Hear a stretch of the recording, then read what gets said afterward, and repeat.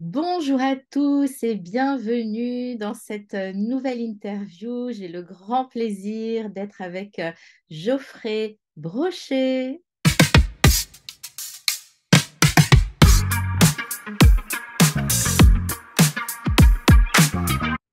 Bonjour Geoffrey.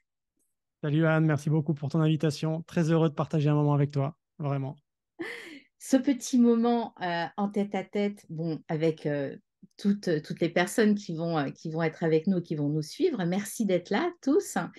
Donc il y a ce petit moment et puis on te verra sur scène les 16 et 17 mars prochain, les 16 et 17 mars 2024, aux prochaines rencontres universelles pour une médecine plurielle. Et donc, je suis ravie de t'avoir, de te présenter, que tu sois là. Je sais que tes conférences, elles font un grand waouh et que donc le public va pouvoir en profiter de ton énergie. Bah déjà, ça va être pour moi la première aussi conférence en terre bretonne. Donc déjà, rien que pour ça, Anne, je suis animé vraiment de participer à ton événement et je sais à quel point aussi l'événement que tu proposes, moi j'ai entendu beaucoup de retours positifs. Vraiment, les gens ont adoré. Donc le fait d'avoir ce privilège vraiment d'être sur scène, pour moi, c'est vraiment très chouette et compte sur moi pour donner un maximum de valeur aux gens. Vraiment, ça va être cool. On va bien s'amuser. Et tu vas voir le public breton, voilà, et breton et ceux qui viennent d'ailleurs, parce qu'il y a beaucoup de personnes Mhm. qui viennent d'ailleurs. Voilà, le public des rencontres, il est vraiment exceptionnel, chaleureux, et puis ben, à l'écoute de nouveaux apports. Hmm. C'est ce qui se dit en tout cas. C'est ce qui se dit dans le milieu. Excellent. Alors, toi, tu es fondateur de l'Académie de la puissance mentale. Mhm. Tu es ancien policier. Tu étais C'est ça. formateur hein, dans les forces de l'ordre. Mhm. Et puis, tu as été aussi sportif de haut niveau et donc plusieurs fois champion du monde du comment ça s'appelle? Alors, t'es pas la première et sans doute pas la dernière, ma chère Anne, à ne pas savoir prononcer le nom de ce sport. C'est du kettlebell sport. Et encore, je t'épargne le nom en russe qui est Gerevol Sport. Mais oui, oui, Et c'est. c'est quoi? Qu'est-ce que c'est? Bah, en fait, tu vois, c'est rigolo, mais alors on pourrait parler de l'outil. C'est vraiment un poids qui, en compétition, ça fait 32 kilos. L'idée est de le soulever un maximum de fois pendant 30 minutes. J'ai été plusieurs fois champion du monde dans cette discipline. Mais quand on me dit qu'est-ce que c'est, j'ai envie de dire, ça a été pour moi un moyen de mieux me connaître. Ça a été un moyen pour moi de dépasser mes limites physiques, mes limites mentales. Ça a été pour moi un moyen, finalement, de toucher à des états modifiés de conscience qui m'ont permis d'apprendre vraiment beaucoup sur moi. Donc, au-delà de l'aspect physique du poids de fonte, finalement, ça m'a permis beaucoup de découvertes personnelles et aussi découvertes aussi de nombreuses personnes parce que ça m'a permis aussi de voyager énormément à travers le monde. Donc, Le sport, en tout cas, fait partie de ta vie. Tu fais du sport au quotidien. oui, exactement. Bah, tu sais, tu parlais des différentes médecines. Pour moi, le sport, c'est vraiment une médecine. C'est quelque chose qui me permet de me retrouver. C'est quelque chose qui me permet de me mettre en bonne énergie. Aujourd'hui, quand je fais du sport, c'est surtout un moyen. C'est pas une fin en soi. C'est pas pour cocher le fait que j'ai fait ma séance de sport. J'ai repris d'ailleurs récemment la boxe. Pourtant, on pourrait se dire, attends, reprendre la boxe à 43 ans, enfin bientôt 43 ans, j'ai passé l'âge de me prendre des coups, alors qu'en fait, pour moi, ce sport, c'est vraiment l'idée de j'y vais avec mon fils qui a 14 ans et c'est l'idée de partager un moment avec lui, c'est l'idée de me dépenser, de me défouler et de vraiment retrouver une sorte de connexion à son corps. Donc pour moi aujourd'hui, oui, le sport est vraiment un moyen réellement de, de me mettre dans une belle énergie, de commencer une belle journée ou alors de terminer une belle journée. Tu vois, pour me réaligner. Alors, ça peut être aussi du sport ou parfois je vais marcher près de l'océan parce que, comme tu le sais, hein, maintenant, je suis en terre bretonne. Ouais. Donc voilà, c'est vraiment un moyen, alors que pendant des années, ça a été une fin en soi. Je m'identifiais beaucoup aux résultats que j'obtenais, alors qu'aujourd'hui, c'est plus un moyen, un processus qui me permet de me libérer des fois de tensions, de me libérer de pensées qui peuvent être un peu encombrantes. Donc voilà, Mm. c'est vraiment cette idée qui me nourrit lorsque je fais du sport. Ok. Donc, on l'entend, maintenant tu baignes dans le développement personnel et puis tu accompagnes des personnes aujourd'hui dans ton académie. Comment tu es rentré dans le développement personnel? Quelle a été ta première découverte? Est-ce que c'est une blessure sportive? Comment tu as goûté au développement personnel? J'étais à la faculté de droit, donc c'était dans les années 2000, 99 ou 2000, je ne sais plus exactement. Et à ce moment-là, j'avais vraiment des grosses difficultés à gérer mon stress, mes émotions. Je faisais des crises d'angoisse où je tombais dans les pommes, vraiment. Et c'est vrai que aujourd'hui, quand les gens me voient sur scène, quand les gens me voient sur les réseaux et tout ça, me dit, enfin, n'imagine pas à quel point j'ai pu être à un moment donné dans cette difficulté à gérer mes propres émotions, ma confiance en moi. Et j'avais une vision de moi qui était vraiment très négative. Et à ce moment-là, je fais le choix de me faire accompagner. Je vais voir un psychiatre parce que je ne savais pas quoi faire d'autre. Et je me suis rendu compte que les médicaments qu'il me proposait avaient plus tendance à m'anesthésier, où j'avais plus d'émotions, je ressentais plus rien. Alors oui, j'avais plus de crise d'angoisse, mais j'avais plus rien du tout en fait, qui m'empêchait de vivre réellement. Donc à partir de ce moment-là, j'ai cherché des moyens, des outils pour aller mieux, pour aller de l'avant. Et j'ai testé, j'ai expérimenté. Et ça m'a vraiment ouvert sur l'hypnose, la PNL, la méditation, toutes ces pratiques qui m'ont permis de constituer ma propre boîte à outils qui aujourd'hui, je diffuse d'ailleurs dans la méthode puissance mentale, mais ce sont des outils que j'ai pu tester des centaines de fois sur moi, que j'utilise encore quotidiennement, et surtout que j'ai pu partager avec de nombreuses personnes. À la base, ce n'était pas du tout fait pour partager, c'était que pour moi. Et je me suis dit à un moment donné, mais autant le partager aux gens qui, comme moi, peuvent en avoir besoin. Et aujourd'hui, bah, c'est mon métier en réalité. Mm. Et donc, quand tu as découvert ces techniques, est-ce que tu en as parlé au psychiatre qui te suivait? Est-ce que ça a été en accord avec lui que tu as fait les autres techniques, que tu as diminué les médicaments? Comment ça s'est passé? Non, non, non. En réalité, je pense que nos séances qu'on a eues, bon, j'ai dû en avoir 4, 5, moins de 10 en tout cas, c'est sûr. Elles se résumaient à comment allez-vous et voici l'ordonnance. Donc pour moi, c'était vraiment, j'avais pas le sentiment d'être écouté, j'avais pas le sentiment d'être compris. Alors je dis pas que tous les psychiatres fonctionnent de la même manière, évidemment. Je suis pas en train de généraliser un métier, mais en tout cas, la personne que j'ai eue à ce moment-là ne répondait pas à mes attentes. Donc j'ai décidé vraiment de façon personnelle de m'orienter vers autre chose.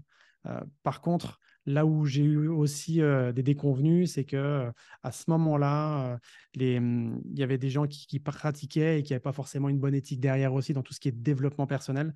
Heureusement, aujourd'hui, c'est vraiment devenu, enfin, on a une plus grosse visibilité en termes de développement personnel, notamment avec les réseaux sociaux. Donc, quand quelqu'un fait des choses qui ne sont pas très correctes, ça se sait vite, alors qu'à l'époque, ce n'était pas forcément le cas. Donc, des gens qui avaient tendance à manipuler et autres. Donc, pour moi, ça a été aussi le moment où j'ai dû sélectionner vers quoi je m'orientais. Et j'ai beaucoup écouté mon intuition, en fait, pour aller vers des gens qui étaient de confiance, parce qu'évidemment, il y a beaucoup plus de gens de confiance que d'autres. Et, et de trouver finalement chaussure à mon pied dans différentes méthodes ou outils que j'ai pu expérimenter. Ok. Et donc ça, c'était une période où tu étais encore policier, la période où tu étais angoissé. Alors, en fait, ça, c'était une période surtout avant d'être dans la police, jusqu'à la licence de droit. Et après, je me suis orienté dans la police. Alors, c'est vrai que ça peut paraître un peu paradoxal, tu sais, d'aller dans la police, qui est un métier quand même hautement stressant, qui demande aussi beaucoup de sang-froid, de prise de décision sous pression, etc. Mais ça a été pour moi aussi le choix de ce métier-là, un moment pour mieux me connaître. Mieux me connaître et aussi connaître l'humain avec un grand H. Comprendre comment l'humain réagissait dans certaines situations, comment on pouvait en arriver à des niveaux de violence aussi importants. Et concrètement, j'ai fait 10 ans de terrain en unité, en unité opérationnelle. Et j'ai appris énormément déjà sur moi, parce que quand tu es face à de la violence, quand tu es face à de la misère, quand tu vois, tu es face à des femmes battues, face à des accidents de la route, face à des suicides, des gens qui sont violents à ton égard alors que tu n'as rien fait, rien demandé, c'est parfois déstabilisant, troublant. Donc là, à ce moment-là, comment je fais pour réagir? Comment je fais pour m'adapter à la situation? Donc moi, ça m'a vraiment permis de comprendre mon mode de fonctionnement et aussi de mettre en place des choses, de tester. Ça a été pour moi concrètement un laboratoire pendant plus de 10 ans. Et après les 5 dernières années de police, j'étais en formation. Donc là, j'étais dans un endroit complètement sécure, à Mm. l'école des officiers où j'étais formateur. Ok. Merci hein, pour ce partage. On a l'impression de l'extérieur que les policiers qui sont sur le terrain sont quand même sont accompagnés psychologiquement, qu'il y a les médecins du travail, que vous êtes soutenus.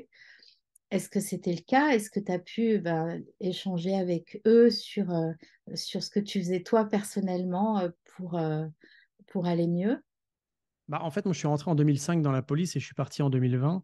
À cette époque-là, en 2005, on savait qu'on pouvait avoir accès à des psychologues en cas de traumatisme, enfin, quand on vivait des situations en tout cas qui étaient traumatisantes, mais c'était quelque chose qui n'était pas forcément bien vu, quelque chose où on se sentait un peu, voilà, si on va voir, c'est qu'on a un vrai problème, et à ce moment-là, non, je suis pas malade, tu vois, c'est vraiment, c'était mal proposé. Aujourd'hui, c'est un peu différent. Alors moi, j'ai quitté la police, comme je te le dis, en 2020, mais j'ai été formé en 2016 en préparation mentale via la police. Je me suis formé chez les militaires.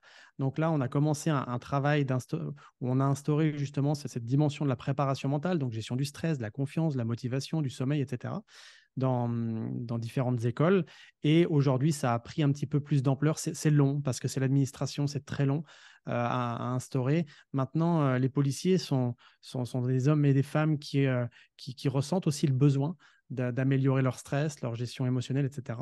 Donc, très souvent, c'est quand même des démarches personnelles plus qu'une démarche qui se fait de façon professionnelle, même si, de ce que je peux en entendre, en tout cas d'anciens collègues, l'accès à des psychologues, l'accès vraiment à des cellules de crise en cas de gros problèmes est de plus en plus démocratisé. Et tant mieux parce que c'est vraiment un métier qui est très, très compliqué.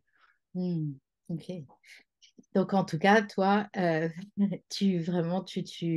dans ta vie personnelle, tu es passé par la médecine conventionnelle et les soins naturels pour aller bien. Et ça, c'est chouette. Tu intègres déjà complètement ce dont nous parlons pendant les rencontres. Moi, je viens d'une famille où on a toujours utilisé ce qui était homéopathie, soins vraiment naturels. Ma grand-mère m'a toujours fait des tisanes, tu sais, de thym quand j'avais le rhume, etc. Mon frère est herboriste. Ma femme est médium. Enfin, tu vois, même si je suis très cartésien dans le sens où la préparation mentale reste quand même quelque chose de, voilà, plutôt, on va dire, cartésien, euh, au moins à 60%. C'est un domaine qui, moi, m'a intéressé. J'ai vraiment ce sentiment qu'aujourd'hui, on a la possibilité, quand on a besoin d'aller vers la médecine conventionnelle, et quand on ressent aussi que la médecine conventionnelle a ses limites, comme toute science, comme toute activité, et bien là, de s'orienter vers quelque chose qui est un peu plus euh, voilà, qui est différent, qui peut être complémentaire. En tout cas, moi, je ressens que les gens s'ouvrent de plus en plus à ce genre de pratique, et tant mieux. Et concrètement, tu sais, c'est un petit peu comme quand on parle de méditation. Heureusement qu'on n'a pas attendu les neurosciences pour pratiquer la méditation, sinon on aurait perdu 2000 ans. C'est des vieilles pratiques, tout ça. Et moi, j'ai toujours baigné dans cet univers-là, venant d'un milieu rural. Avant d'aller chez le médecin, c'était vraiment quand on n'allait pas bien. Avant ça, on avait vraiment tout ce qui, comment se soigner naturellement et de façon personnelle. Donc, voilà, je suis pas un, un extrémiste à dire il faut pas aller vers la médecine conventionnelle, généraliste. Absolument pas. Je pense que tout est complémentaire et aujourd'hui, on voit de plus en plus de médecins aussi s'ouvrir à la préparation mentale, à à d'autres euh, à d'autres méthodes parce qu'ils sentent aussi que dans leur milieu, ils sont limités, une sorte de limitation. Ils aimeraient aider leurs patients qui manquent de confiance, qui gèrent leur stress, leur burn-out, mais ils se sentent impuissants, à part des fois donner quelques médicaments, c'est assez limité. Donc, c'est pour ça qu'ils se tournent aussi vers d'autres pratiques, et tant mieux. Hmm, C'est rassurant. hmm. Est-ce que tu te souviens de ta première fois, de ton premier accompagnement en puissance mentale? Donc, j'imagine que tu as démarré par des coachings individuels. Oui, c'est ça. Est-ce que tu te souviens de ta première fois? On se souvient toujours de sa première fois, Anne. Donc là, oui, je me souviens. En fait, au départ, ça s'appelait pas puissance mentale. J'étais vraiment dans l'hypnothérapie. Et l'hypnothérapie, pour moi, était vraiment cette possibilité d'aller se connecter à une part d'inconscient, donc aujourd'hui ce que j'appelle la puissance intérieure, pour aller le reconnecter à son mental. Donc c'est pour ça que j'appelle ça aujourd'hui la puissance mentale, c'est la connexion entre la puissance intérieure et le mental. Et la première fois, j'ai eu le sentiment d'être épuisé par la séance parce que je voulais tellement bien faire et je pense que j'en ai fait des tonnes alors que je n'avais pas forcément besoin d'en faire autant. Mais en tout cas, la personne a apprécié son accompagnement. C'était une personne qui venait pour des problèmes comportementaux, qui avait des sortes de... c'était pas des addictions, elle voulait changer des habitudes, etc. Mais voilà, c'était assez intéressant. Et je pense que si je me regardais comme ça aujourd'hui sur la séance, je me dirais, bon, bah, c'était chouette, Geoffrey, tu as donné le meilleur que tu pouvais donner. Mais voilà, évidemment, il y a des choses à améliorer. En tout cas, la personne a passé un bon moment. Ça l'a aidé aussi à évoluer, à avancer. Donc, à ce moment-là, j'ai donné le meilleur. Je ne pouvais pas donner plus. Donc, c'est ça aussi qui est l'essentiel. C'est intéressant parce que souvent les personnes n'osent pas aller vers des praticiens débutants Mm, par manque d'expérience. Même avec les jeunes médecins, des fois mm. on n'ose pas. Et or, bah, quand on débute, c'est exactement ça, on veut donner le meilleur de soi. Donc, on se dépasse encore plus pour aider la personne qu'on a en face de nous. Oui, c'est exactement ça. Et puis, tu sais, quand une personne débute, elle veut tellement bien, enfin, je généralise, mais très souvent, c'est comme ça. La personne veut tellement bien faire elle est vraiment dans cet élan de générosité. Et au début, moi, quand j'ai commencé, enfin, on a eu, parce que c'est un travail d'équipe avec la personne qui vient de voir, on a eu de très, très beaux résultats. Des personnes, quand j'étais en hypnothérapie, qui arrêtaient de fumer, des personnes qui ont changé des comportements qu'elles avaient depuis des années, des phobies, etc. Vraiment, vraiment, c'était très, très chouette. Bon, après, je me suis orienté sur autre chose que l'hypnothérapie, parce que pour moi, tout ce qui était le travail de thérapeutique ne me convenait plus. J'avais envie d'aller plus sur du coaching en préparation mentale, mais c'est très chouette de voir ces évolutions, ces transformations et qui durent, après qui sont durables et qui sont pérennes dans le temps. Mhm. C'est souvent une porte d'entrée, hein, l'hypnose, comme Mm. Karine Morer qui ssera aussi sur scène en mars. Et aussi, ça a été une de ses portes d'entrée, l'hypnose et l'arrêt tabac. Et elle travaillait conjointement avec des pneumologues. Mm. Alors, parle-moi un petit peu de ton académie. Quelles sont les personnes qui viennent se former? Est-ce qu'il y a des médecins aussi? Bah, en fait, le public est vraiment large. Ce sont des personnes qui, à un moment donné de leur vie, sentent qu'elles sont limitées dans leur possibilité d'accompagnement. C'est des gens qui aimeraient accompagner, qui aimeraient aller plus loin, mais elles ne savent pas forcément comment faire.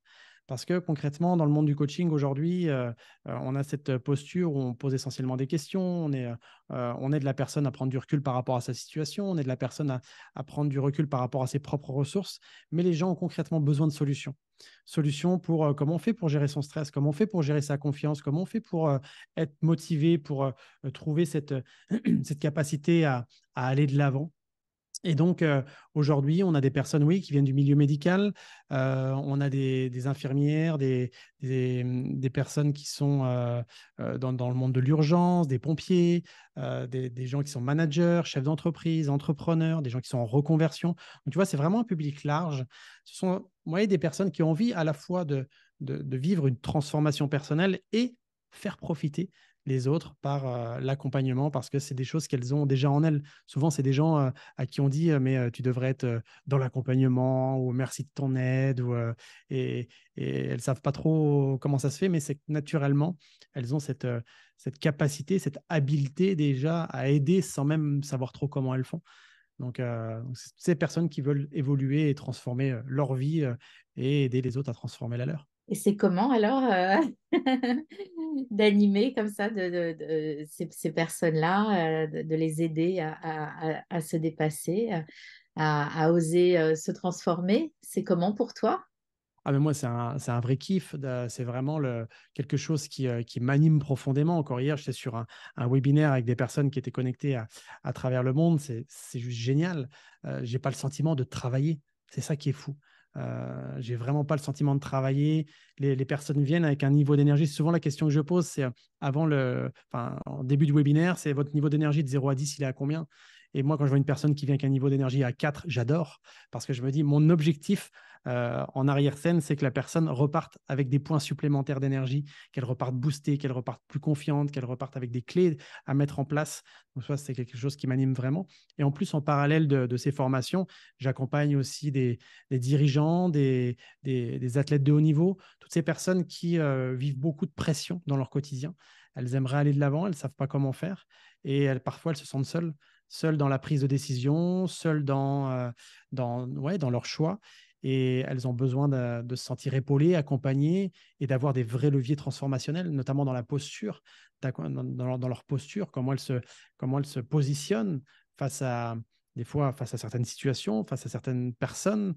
Donc, tout ça, moi, j'adore. Et c'est vrai que quand je me retourne par rapport à mon passé, je me dis, mais j'ai vraiment fait le bon choix. Parce que j'ai vraiment pas le sentiment comme je te disais, de travailler. Et ça, je le souhaite à tout le monde, que ce soit aujourd'hui, je sais pas, quelqu'un qui va ouvrir un magasin de poterie, quelqu'un qui se lève le matin et qui va faire n'importe quel job, peu importe, mais de ne pas avoir le sentiment de travailler, pour moi, c'est un luxe. C'est le plus gros luxe. C'est le Mm. plus gros luxe qu'on puisse avoir. Et, et en plus, après, si c'est payé correctement, c'est bonus, c'est encore mieux. Oui. Bon, alors, est-ce que tu aimes bien les challenges? Ah, mais je tourne au challenge, effectivement.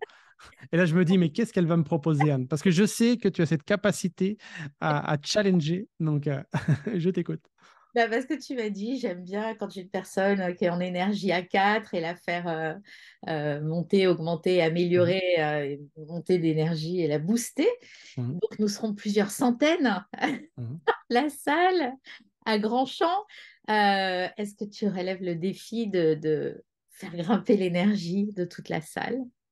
Ah, mais ça, c'est au-delà d'un défi, c'est une mission, là. C'est même pas un objectif de moyens, c'est un objectif de résultat que j'ai. Bien sûr, mais tu sais, c'est pareil, c'est quand je viens sur scène, peu importe quelle scène, que ce soit une petite scène où il y a 20, 30 personnes, comme j'ai pu le faire dans un comédie club, ou que ce soit dans une scène comme dernièrement au Grand Rex à Paris pour la scène de Martin Latulippe. Moi, quand je mets le pied sur scène, j'ai envie de passer un moment qui soit extraordinaire. Et j'ai envie que le partage, je ne suis pas là en train de faire un monologue sur cette scène, je veux vraiment qu'il y ait cette connexion avec les gens. C'est pour ça que parfois, on va partir dans des choses qui sont un peu émotionnelles, parfois on va se marrer, les gens vont interagir. C'est ce moment qui, pour moi, me fascine, c'est d'augmenter les personnes. Et d'ailleurs, on pourra leur poser la question, à quel niveau d'énergie? Bon, après, c'est un peu biaisé, Anne, parce que forcément, les gens, déjà, quand ils passent l'entrée du sommeil, leur énergie monte déjà. Donc, donc, je vais déjà avoir des gens face à moi où le niveau d'énergie est déjà intéressant, mais quoi qu'il en soit, compte sur moi pour peut-être que ce niveau d'énergie il se peaufine, il s'améliore et, il leur convienne encore mieux. Ok. Comme ton épouse est médium, peut-être qu'elle peut venir avec son pendule et puis mesurer au début, puis mesurer à la fin. Comme ça, on aura une Ah, vraie. c'est intéressant. Ouais, ouais, ouais, exactement. Bah, Betty sera là de toute façon. Elle sera là, elle va m'accompagner aussi. Et ça sera le moment de tester, effectivement. Ça va être chouette. Bon, on va parler d'un dernier point. Là, euh, ton livre est sur le point de sortir. Est-ce que tu peux le pitcher? Qu'est-ce qu'il raconte ce livre? Alors, au moment où on enregistre cette rencontre, Anne, on est en phase de finalisation. Quand on sera sur voilà, l'événement que tu proposes au mois de mars, il sera sorti depuis quelques mois, parce qu'il sort le 11 janvier officiellement. Et dans ce livre que j'écoute, ça fait à peu près 2, 3 ans que je suis dessus. L'idée, ça a été de donner aux gens la méthode et les moyens pour apprendre à se faire confiance. Tu vois, il y a vraiment cette notion d'apprentissage. Comment je fais pour apprendre à me faire confiance? Parce que la confiance, c'est quelque chose qui fluctue. À un moment, on va avoir plus confiance qu'à d'autres moments. Donc, comment je fais pour apprendre à me faire confiance et oser dépasser mes propres limites? Et chacun a ses limites, chacun a ses propres limites. Donc, dans ce livre, c'est toute la méthodologie pour apprendre à se faire confiance et dépasser ses limites selon la méthode puissance mentale. Ce sont avec des exercices pratico-pratiques, avec des choses que moi je propose dans des accompagnements, que ce soit entre guillemets haut de gamme. Donc je me suis vraiment lâché dans le contenu. Et l'idée, c'est que les gens, en s'offrant ce livre, puissent vivre une réelle transformation. C'est pas juste je l'ai lu, oh c'était intéressant. Non, c'est je l'ai lu, waouh, j'ai appliqué les exercices et là, il se passe quelque chose. Donc, j'ai hâte de le sortir. Tu peux même pas savoir à quel point. Je suis comme un enfant avant Noël. Et la petite histoire, c'est rigolo parce qu'il sort le 11 janvier et je suis né le 13. Donc, tu vois, ça sera mon propre cadeau d'anniversaire. Trop bien. Mais c'est vraiment un hasard, hein. C'est pas moi qui ai demandé que ça arrive à ce moment-là. Donc c'est Ah, chouette. ça fait déjà waouh, hein? Il n'est pas sorti et ça fait déjà cet effet. Mm, c'est ça, exactement. Bon, ben, merci beaucoup, Geoffrey. Et puis vraiment, merci d'avoir accepté de venir sur la scène des rencontres. Merci à tous de nous avoir suivis. Voilà, et ceux qui ont découvert ou redécouvert Geoffrey, j'espère que ça vous a donné envie de venir le rencontrer, le voir sur scène, mais il sera là pendant les 2 jours, donc vous pourrez bien sûr échanger avec lui, vous procurer le livre grâce au partenariat avec la librairie. Il se fera un plaisir de vous le dédicacer, de vous serrer la main. Donc, vous avez tous les liens sous la vidéo, comme d'habitude, pour vous inscrire. Et on vous attend nombreux, nombreux, nombreuses et nombreux. À bientôt. Au revoir, Geoffrey. Salut Anne, à bientôt et au revoir à tout le monde et vraiment hâte de vous retrouver sur cette belle rencontre. J'ai vraiment hâte d'y être, vraiment. Et encore merci pour ton invitation, Anne. Avec plaisir. Au revoir.